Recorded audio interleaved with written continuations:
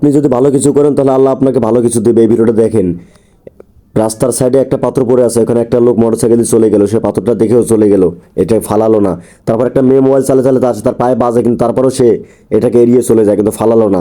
তারপরে যেখানে একটা গরিব মেয়ে, অসহায় মেয়ে, যখন বোতল টোকায়, সেই মেয়েটা যখন আসে তার পায়ে লাগে এবং সে ব্যথা পায়, এবং সে অনুভব করতে পারে যে এখানে যদি পাথরগুলো থাকে তাহলে আমার মতো হয়তো অনেকেই ব্যথা পেতে পারে, অনেকের ক্ষতি হয়ে যেতে পারে। তারপর দেখেন সেই মেয়েটি সেই পাথরগুলো নিয়ে সরাচ্ছে এবং ওখানে রাখছে, কিন্তু লাস্টে একটা পাথর ছিল, পাথরটা যখনই তোলে তখনই পাথরের নিচে দেখতে পায় যে সেগুলো অনেকগুলো টাকা ওখানে পড়ে আছে।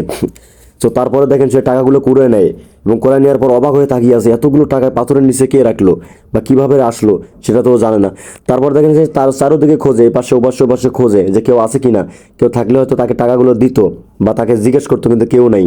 তখন সে মনে করে যে হয়তো আমার ভাগ্যে ছিল এগুলো। তারপর দেখেন সে হয়তো মনে করে যে আমার মতো যারা গরিব অসহায় আছে তাদেরকে আমি দান করে দেবো। তারপর দেখেন সে আল্লাহর কাছে লাখ লাখ শুকরিয়া আদায় করে, এবং সে অবশেষে টাকাগুলো এখান থেকে নিয়ে চলে যায়। যদি ওই মহিলাটার কাজ যদি ভালো লেগে থাকে, অবশ্যই আপনারা ভিডিওটা দেখে লাইক, কমেন্ট, শেয়ার এবং চ্যানেলটা সাবস্ক্রাইব করে দিতে ভুলবেন না।